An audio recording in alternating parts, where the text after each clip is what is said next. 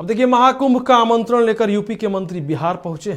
मंत्री राकेश सचान और दयाशंकर सिंह विजय सिन्हा के आवास पहुंचकर उन्हें न्योता दिया और वहां महाकुंभ में शामिल होने का आमंत्रण देने के लिए लालू यादव और तेजस्वी यादव से भी समय मांगा गया।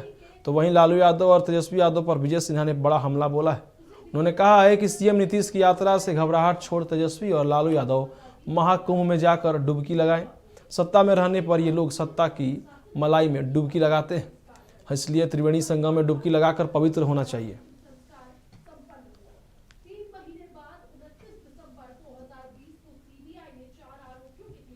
देखिए, आमंत्रण के लिए मैं धन्यवाद देता हूं और सभी मां भारती के संतानों को त्रिवेणी के संगम पर जाकर के डुबकी लगाना चाहिए।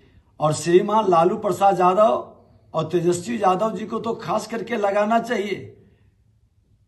जब सरकार में रहते हैं तो सत्ता के मलाई में डुबकी लगाते हैं और बाहर निकलते हैं तो उस मलाई के हिसाब किताब खोजते हैं। उनको जाकर के त्रिवेणी के संगम महाकुंभ में डुबकी लगाकर पवित्र होना चाहिए।